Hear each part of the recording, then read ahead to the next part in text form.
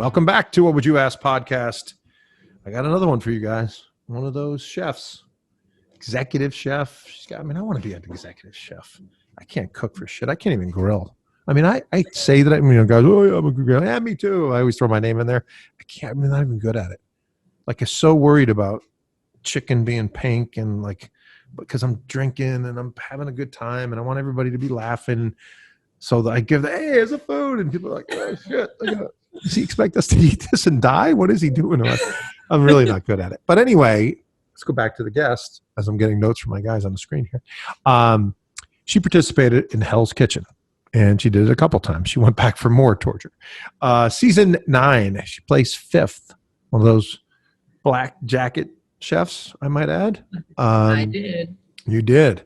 Yep. And deserved it, too. And we're going to get into, because this is the woman that had, in my view, what do they call it, Jen? What do they call it when it's not sabotage, but the worst Hell's Kitchen blindside ever. Blindside, the worst in the history. And by the way, I've only watched the episode about 11 times, but and then the show probably 6. I watched it end to end 6 times because we're having a lot of guests from season 9 and season 17 because she also participated.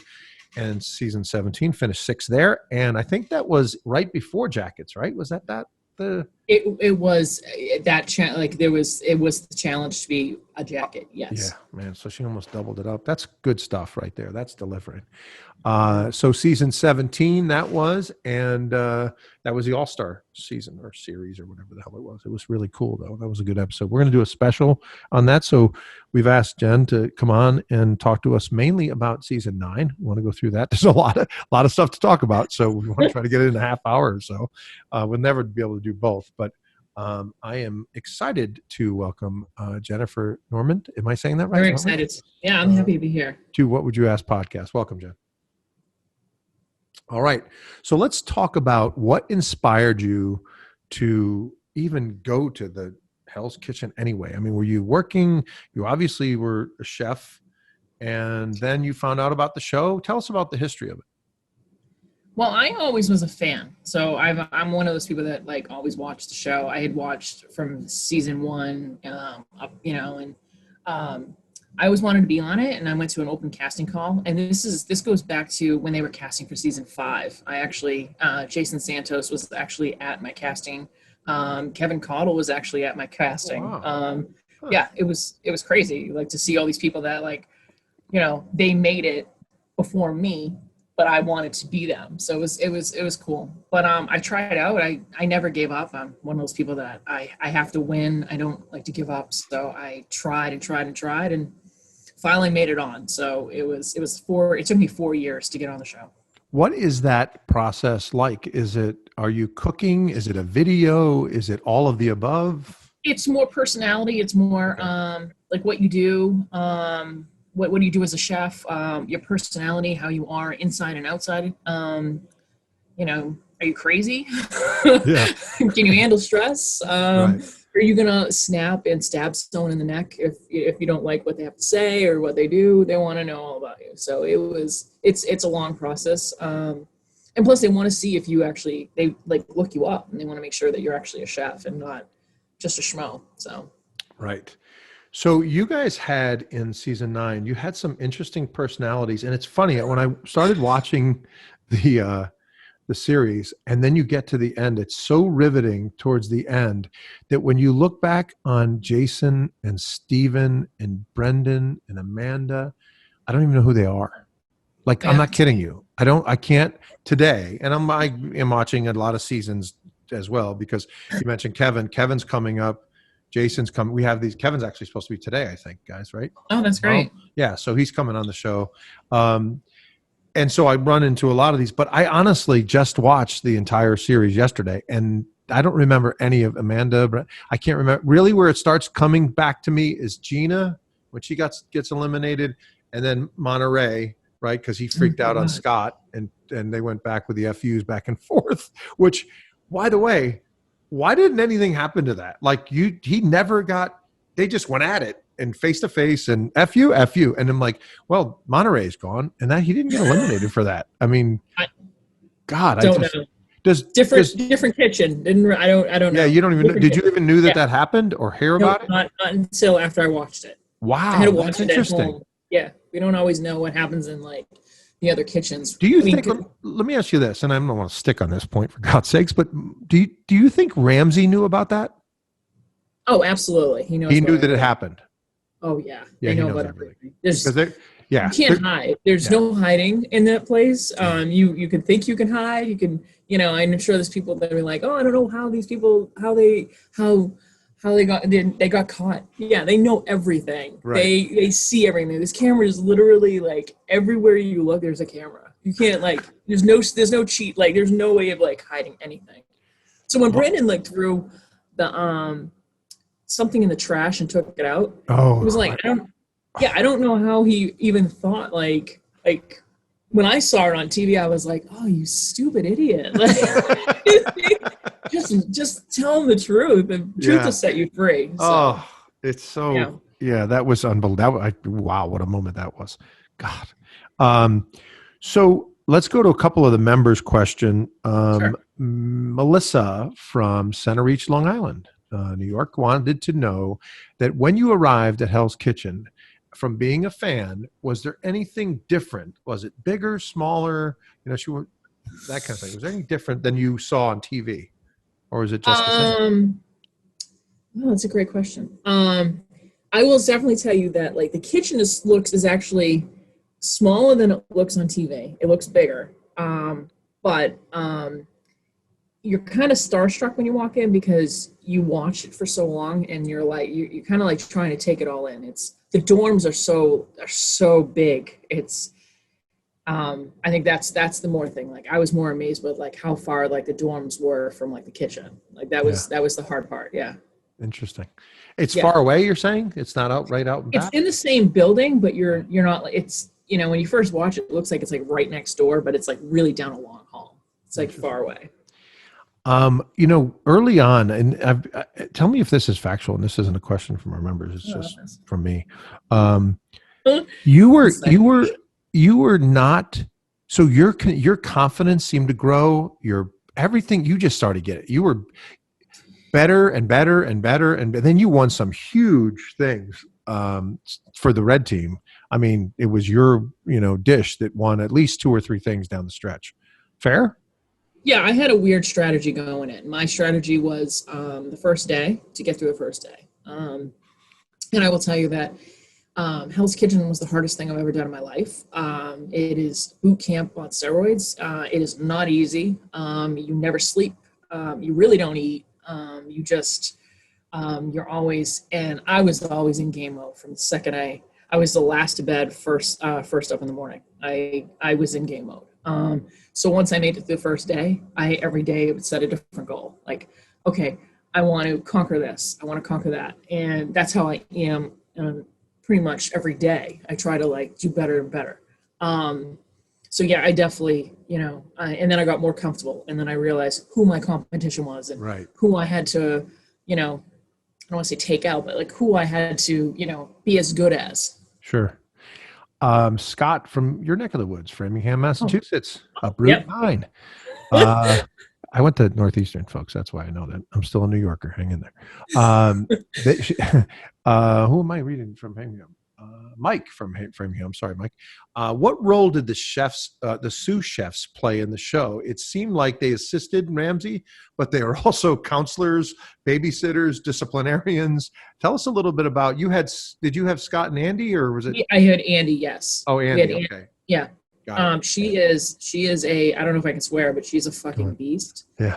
She is probably the coolest woman chef I've ever had an experience meeting. Christina Wilson too. Yeah. She is a freaking beast. But Andy was awesome. As long as you showed you had initiative and that you really wanted to be there, they took you and taught you stuff. I was one of those people that,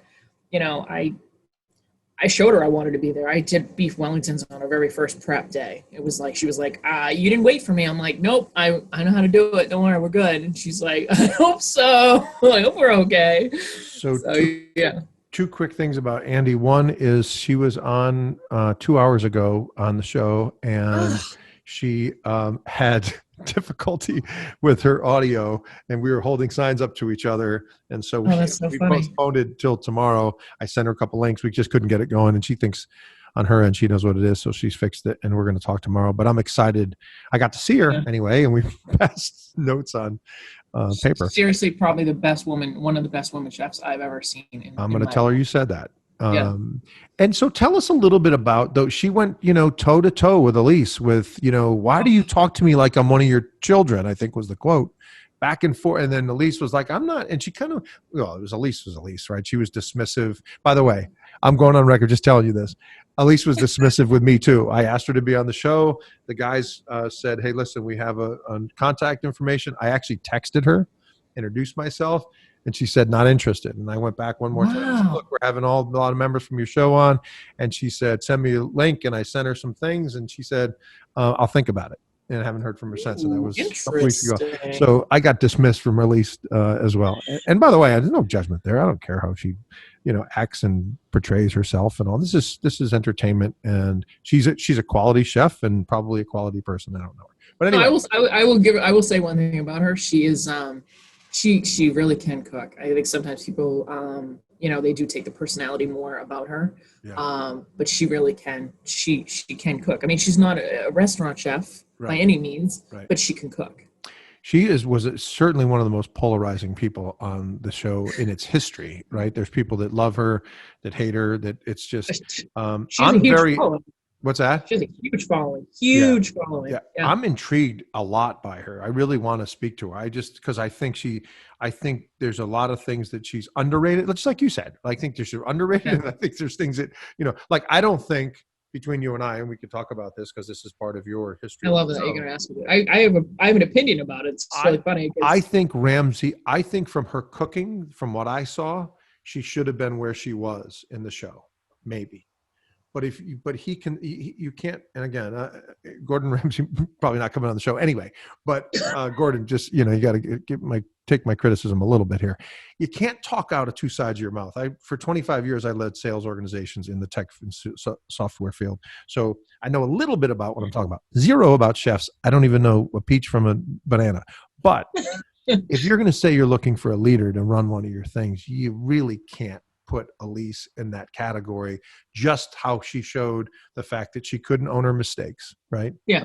She couldn't motivate people. She was critical of everyone. She wasn't honest in many cases about things that happened and blamed others.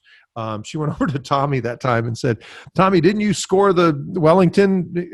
This just comes to the top of my head because I watched that. And Tommy was like, what are you yelling? Like, first he's petrified, like anybody would be if Elise comes out. Like, why is Elise in my kitchen calling after me? He looked like he wanted to run, first of all. And then when he got it in his head what she said, he was like, no, I didn't. And then perfect editing, they show that he didn't say that. Like, she's there in the kitchen not saying it. So that's my criticism about Ramsay. And I've watched every season, and I think he does a very good job at weeding out these people, right? And getting to the best chefs for the most part. You can make an argument. Final 6, 7, you can always make an argument for that group. Somebody has a bad night. You can't have a bad night, right? You just can't. So it is what it is. But I was just wondering, why is she still there? Everybody's begging for her to get off. I mean, the team, you can just wave the flag and say, please take her off the team. And I get it's good TV when Carrie was there and they were doing their thing, but now we're going down the stretch and she's still here. Tell us about that a little bit. Your thoughts? You know what? I definitely think it was more a personality thing. I think that's why they kept her more. But I'll say good things about her. I still keep in touch with her. I'm not saying we're best friends, but when you become an HK family, like it's like you all, even if you don't like each other, you're still at the end of the day. I've had things that I didn't get along with people. You let it go. We did an experience together where I literally have a family, like outside of, Will and Paul, I talk to, 5 times, once a month. It's, cool. They're like brothers to me. So, yeah. Nice. Throw in a Elise text for me and say, I just did, what would you ask podcast? It's okay. You could do it. It'll be fun if you have a good time on this. But let's go back to please do. So so Andy really has to, she's there, I know, to support you guys, and she's running, kind of the liaison between you and Ramsey there, if that's possible. But she's also doing things like calling for medical people. She helps you guys when you're getting your punishments. Not helps you, but she's there. Are they on site give us a sense of Ramsey being there when the film, are these people there all day with you or no? Yeah. So it's, if we're in a punishment, so if the red team's in a punishment, Yep. The sous chef for that whatever kitchen has a punishment, that sous chef has to stay and work all day. Got it. So it's kind of like, okay, if you guys win, I get a day off as well. So so that she was definitely our cheerleader. She was definitely motivated. Like, come on, guys! Like, I want to go home too. I want to get out of here. So when we lost, she felt it just as much as us. Yeah. And Ramsey's going back and forth. What we don't see is, how is he doing that?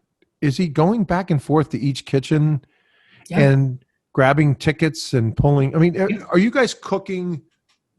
It's a real restaurant. Like, I think that's the one thing. It is. Yeah. I think people really get confused about that. We're actually feeding real guests. Like, this is a real restaurant. We have 40 guests to feed. It's another thing I think people don't realize. Like, this was my job for the time I was there. I wanted to make sure people ate. I wanted to make sure that they got good food.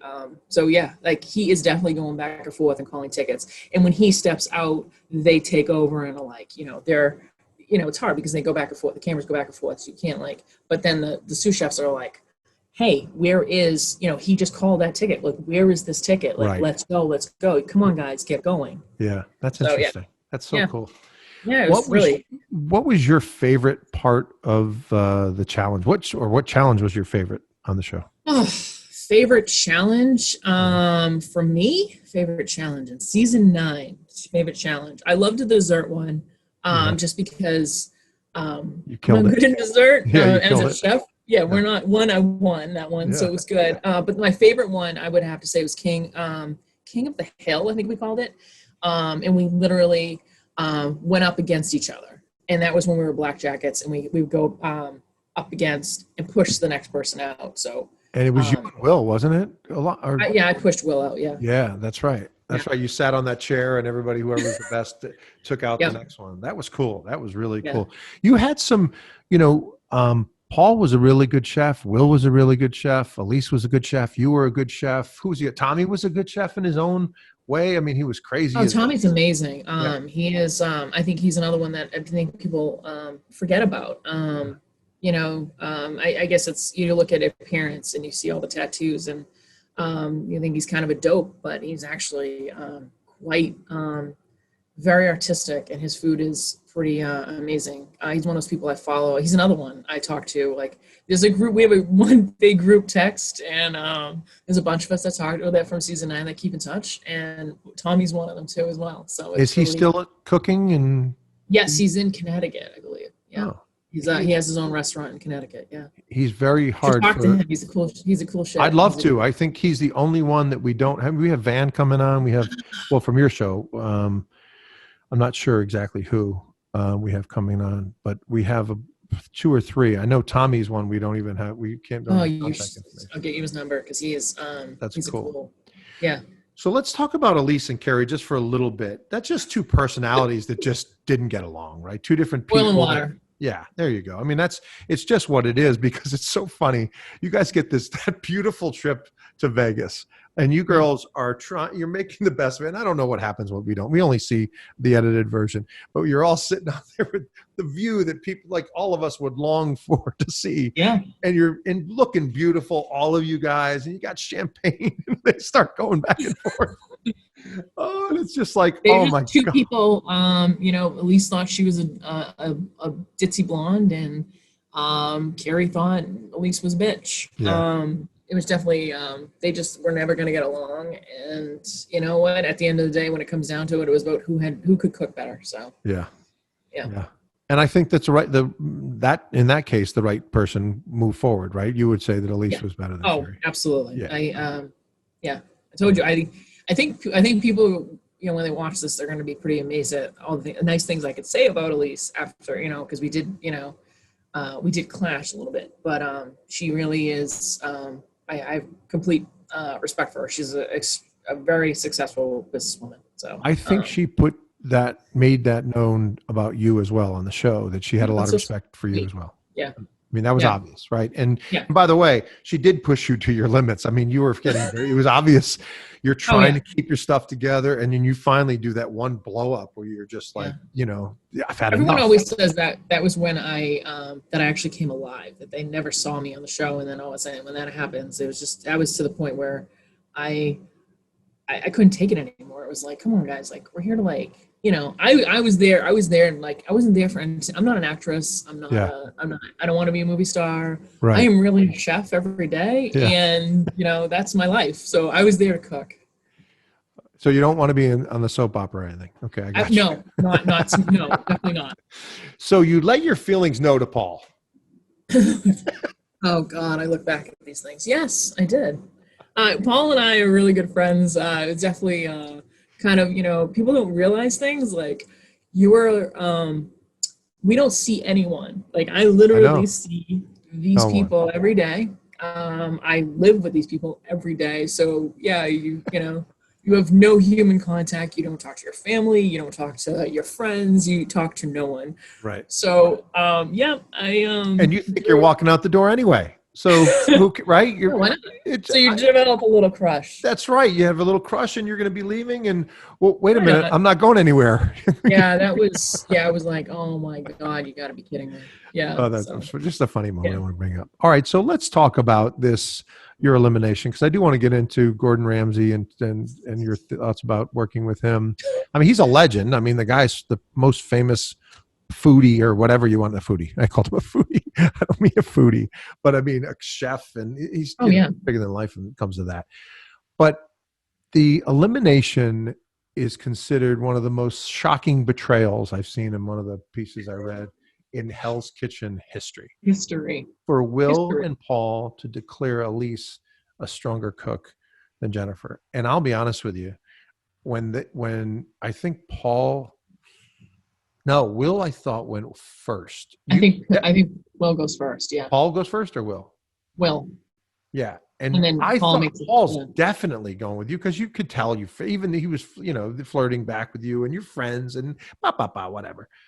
But for them to say that Elise is a better cook shocked me every single. The fifth time I watched it, it shocked me again. Like they still think that. You look back and what did you say? You were like, are you effing kidding me? Yeah. Like you have been blown away. Tell us your feelings about it. It had nothing to do with us being friends either. It was more like, I know why they did it. They knew that they could beat her. They couldn't beat me. They knew that there was more that I wasn't showing yet, and that once I got the confidence, I would have destroyed them. And I think that was the other thing that shocked them that day was, Massachusetts, Boston area, we have a really bad temper, and I contained that temper for a long time. And so I left making sure I said what I had to say. Yeah. So yeah. I bet we probably didn't see all. They were scared when I come back for the final episode for them to compete against each other. Yes. You could see in their eyes they're like, oh shit, like she's going to she's gonna kill us. Like she's gonna kill one of us. Yeah. So I also thought that, first of all, that was definitely the primary reason is why they know that Ramsey's not going to give Elise the restaurant. I mean, could you do it for her skill just in cooking? Maybe. But with all the other stuff that she does from that standpoint, I think they felt she was weaker too. So I agree. The other thing I think they felt maybe was that Ramsey liked Elise and could have been great TV. You know what I mean? Did I lose you, Jen? I think we froze. There you are. It froze. I'm sorry. Okay. I lost That's all right. We'll cut it out. Let me just write down the time that happened. I don't know what time it happened. We'll figure it out. But the other reason, I think you're right about that, by the way. I think the reason is because Elise was just easier to get rid of. You are. So no question there. Is there anything around the story that Elise, from kind of what she's done throughout the show and still there, though maybe she was a Ramsey favorite in any way, that these guys wanted to just side with Ramsey, or is that too conspiracy? No, I think that's conspiracy theory. Yeah. I didn't think so. I think Okay. no, I never thought that. I never even considered that. I always thought it was more of a personal thing that, at the end of the day, I guess it's, you look back and you're like, oh, it is Ramsey's decision. So maybe that was. Now you got me thinking. Maybe that was it. No, I don't know. But it's interesting. I also wonder, and I have to do this now that I think about it so much because I'm watching these so much. Does Paul? They didn't. I don't think they discussed that prior because they don't think Ramsey's going to ask them. But when Will says, "Elise," does Paul go, "Oh, I know what he's doing"? You know what I mean? Yeah. And at that moment say, and I don't know, by the way, there was a lot of delay between Will asking. I don't know if it happened in the live, but is that a long process that this happened, or was it as quick as we saw? Like, Will, who would you say the worst? And then Paul, who do you say is a better chef? Was it that? Oh no, it felt like hours. Yeah, I bet. But I bet. Yeah, it was. It was a long. It was a yeah. Yeah, it was just. It was a long time. Yeah. What's funny is you look back. You're bringing me back memories. Yeah, like PTSD. I remember I didn't sleep that night. I was so fired up because they ship you off to like Sequester, and I didn't sleep. And I don't see anyone, so I'm all like fired up, and I'm like ready to fight. But then I'm fine. Like the next day, it's like, oh, you know what? It's a game. This is what it is. It's a game. So are you seeing Carrie and others, Tommy and not? Do you see them at your Sequester or no? I do. In a day, like it's like a day later. I see them like a day later. Yeah. Got it. So tell us about Gordon Ramsay. We know Gordon from all of his shows and Kitchen Nightmare. I think everything with food on it. I saw another show with some junior kids, and I don't know. He's got another show out. He's got 50 shows out. But tell him what is he like? He is. I think everyone has their own opinion. I find him to be exactly what he is on the show. I think I feel like he's there to motivate, intimidate. He's the most intimidating person. I almost threw up when I saw him the first time. I think he's absolutely. He looks terrible on TV, but I think he's absolutely handsome in person. He's so fit and trim, and like you're like, wow, like what, like holy crap. But he's there to get the best out of you. If you're, out of my French, if you're a fuck up, he's gonna see it. He takes he takes ownership of those that he knows that want to be there. So I am I've done 2 seasons with him. I think he's the coolest thing I've ever met. Are we best friends? Do I call him on a weekend? No. But I have nothing but I think he was awesome. I learned a lot from both seasons. 9, especially 9. There's the one scene. I don't even know what episode it was, but it was him and me alone in the kitchen. It was like the coolest. Yeah, I remember you said that during the time he's cooking next to you. Yeah, it's just you and him. Thing. Yeah, coolest. And what did he say? He said slicing or something to you. Like he says. He says 30 seconds slicing now or something, and you were like, I can't believe Gordon Ramsay just told me that he's walking up and he's telling me that he's 30 seconds and he's slicing or something like that. Yeah, that's the way the brigade is supposed to work, and it's like, oh my god! But like that was over communicating, right? Telling you where he is in the process, and he's doing it to you. Yeah, see, I would have went over to try to give him a high five, and he would have looked at me like, "What the hell are you doing?" Yeah, he would have been like, "What?" Threw me out. Yeah. That was cool watching. I remember that watching you two guys do it. I would have that on a reel in my house when people walk in. They get intimidating. He's also a big guy too, 6'3" or so. Tall. Oh yeah, he's very tall. Very. He's up there. And I told you, he's very slim. Very. You're just like, wow. Like he's just. The intriguing thing for me with Ramsay is, and I don't know the timeline of everything. Like you go to, I know that you guys, I've heard about the schedules a little bit, and you're working a lot, and you're working full days, and you have some of your rewards are the day after, and like I get that, but he's sitting down breaking bread, and I know that he also doesn't hang around. He's not there for every second of every reward, but he's there, right? He's present. And he's sitting down with the guys at 1 second. He's talking to some of them. And the next day he's ripping like the guys. It's like, there's some kinship, even for us Northeast people that we know that have a tough skin. You, all of a sudden, when you kind of bond with somebody, you kind of take your foot off the gas, even if you have to bang him a little bit. There's no foot. His foot does not come off the gas. It doesn't care. No. Because it's two different worlds, right? This is the social aspect. This is my business, and he's not messing around. So he definitely knows how to put the which is business, which is pleasure. So yeah. Elisa from Madison, Wisconsin. I like that. She wanted to know if there's any funny or interesting moments that ended up on the edit room floor. Now, I know this is years ago. It's probably difficult. But no, I actually remember something. Do you? Yeah. It doesn't show how much of a bond that we have. And I was so bummed that it didn't make it. But we used to, sit around like the fire. And even though we were like against each other, we would still sit around. And we're sitting around one day and we're playing what is it called? What do you want to bring to a picnic? I don't think I did it right. But you have to name the thing over and over again. Like you have to name something that you want to bring to the picnic. But I didn't know I didn't know the trick, and it happens to be the first. It has to be something that goes with your letter. So I would bring, like, it was Will, Paul, who else was there? Natalie was there. I think Carrie was there. All these people were like playing, and it was always, when it was my turn, they would like be like, Will be like, you can't go. And I'm like, what do you mean I can't go? I'm bringing beer. I'm bringing girls. I'm bringing like all these. I'm like, I'll bring anything. I'll bring popcorn. I'll bring pizza. And he's like, you can't go. And I was like, I literally flipped a chair. And he was like, relax, I'll tell you the trick. So, it really showed our bonds as friends. You guys did the one thing from comparing to other seasons. You can tell there's a bond, though. I mean, you definitely can tell when you get to that nucleus of about 10, 8. Now, maybe more than that, maybe 10 or 12, you can see that there's definitely, and the other ones do it a lot. I don't know who they are anymore, but there's definitely a bond. You can see that even mixed red and blue together. Yeah. It's pretty interesting. Yeah.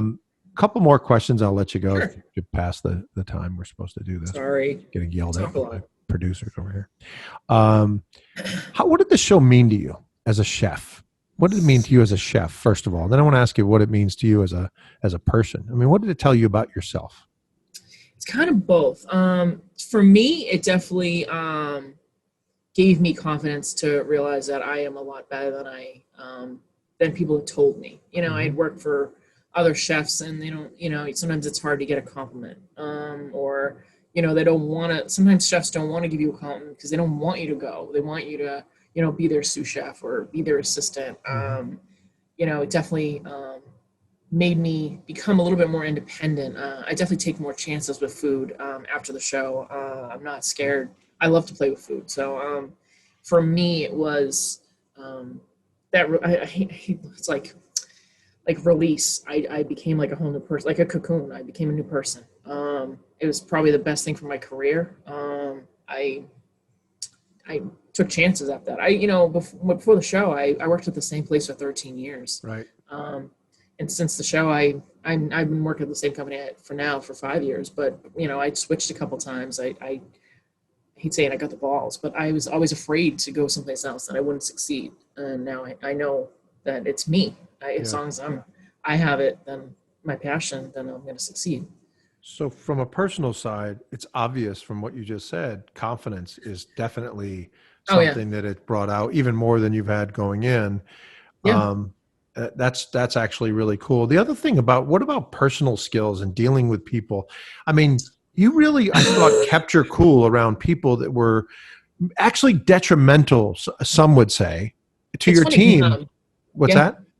I actually, that's another thing. It's funny you said it because I actually feel that I realized after watching, like more than watching and then like going home and then watching it, but I have a lot of patience. I never, I always thought I never did. And then I would be like, wow, you really didn't stab that person that day. You should be in jail. But you're not.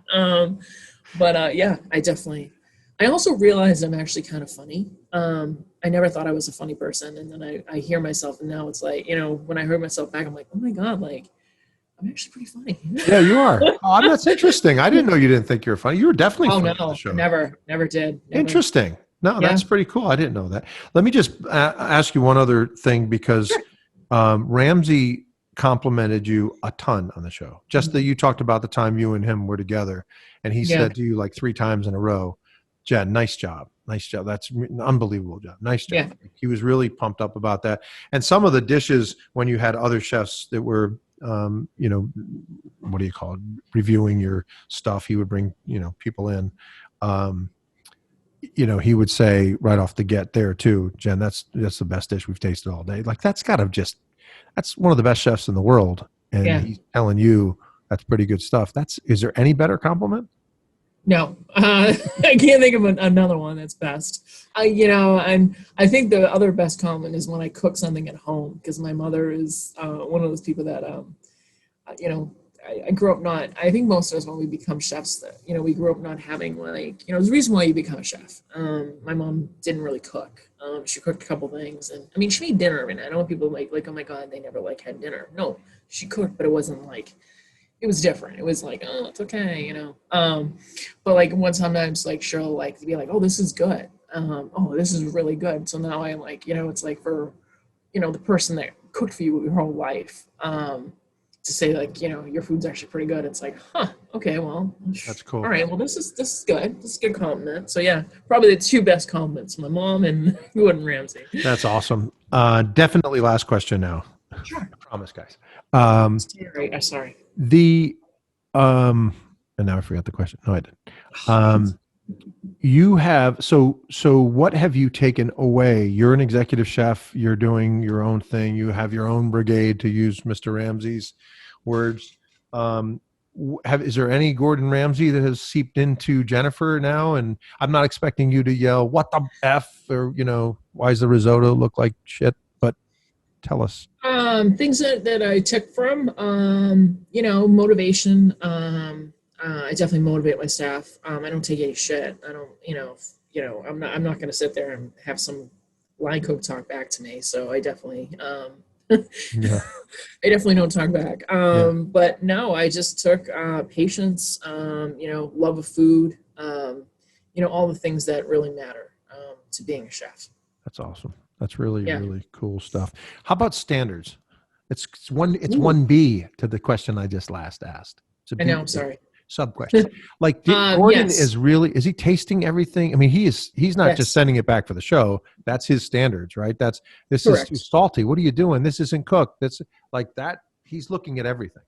That's another thing. I definitely taking pride in what you do. I definitely tell my cooks, sometimes they'll put up something and I'll be like, come on, dude, take pride in what you do. If this is, do you want, why would you serve that to this person, but you're not going to serve it to your family, or you're not going to serve it to me?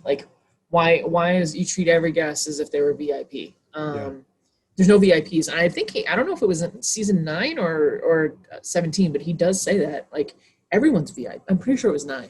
Everyone is a VIP. Yep. It doesn't matter. You might have someone sitting at the chef table, but they're VIP. So isn't the guy at table 10. He's a VIP. Right. That's good stuff.